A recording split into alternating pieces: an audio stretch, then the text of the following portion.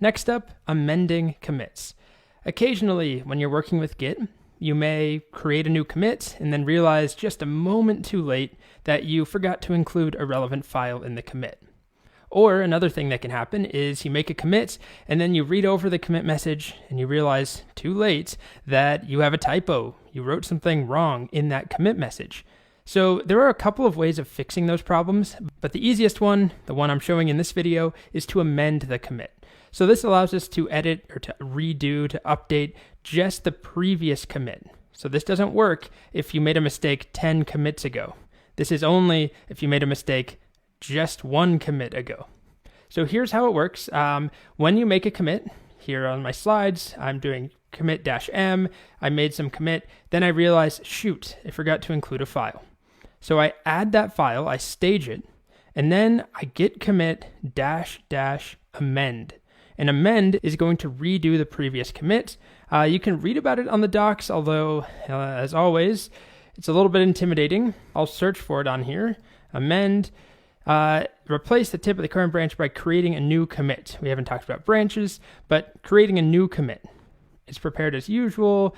The message from the original commit is used as the starting point instead of an empty message.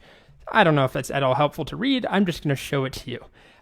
So let's go ahead and make a mistake. I'm going to add a little heading to every file. So at the top, I just want it to say outline, just as an example.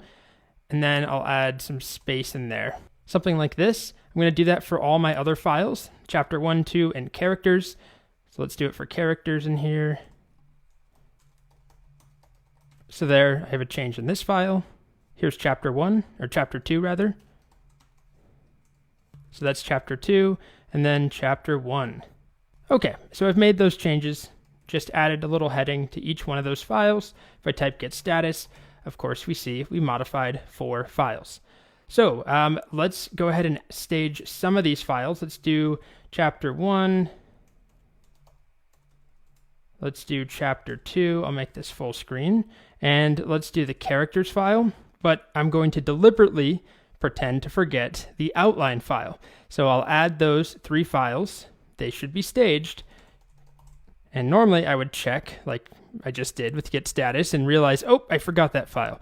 But let's say I didn't do that, and I commit. So git commit, I'll just do a -m commit, add heading to all files, or add headings to all files. Like that. Alrighty. And then I realize, oh no, I forgot my outline. So we can use that amend option that I showed you. We need to add this file, so we're going to stage it.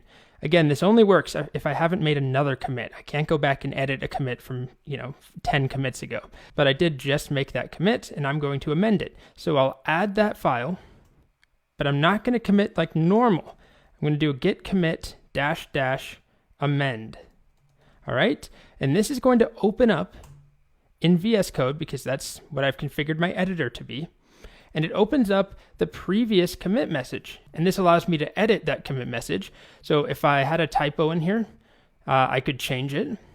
I could, if I misspelled. Sometimes that's the reason for amending. You might not stage any new files. You might just want to fix a commit message. Just git commit -- amend. That will open up in whatever editor you've used. Hopefully you've configured it so that it's not Vim, or hopefully you know how to use Vim. So I have VS Code. Go back and watch a video where I did that if you need it. And now I can change the message if needed. But if I don't want to change the message, I want to leave it, which I do. And I just want to include that new file, or files. In this case, it's just the outline. All I need to do is save this file and close it. So I'm not going to change the commit at all. You can see it's also put modified outline.txt in here. That's now going to be included. I'll close out of there. And there we are. 4 files changed. That's what it said in that commit. Previously, it was just 3. But now I amended that commit. I basically redid it, and I included the outline. All right, so there's 2 reasons to do this. One is to include files changes that you forgot, that you somehow messed up in the previous commit. The other option is just to redo the commit message, or you could do both of them at the same time. You just need to add -- amend, and that allows you to redo the previous commit.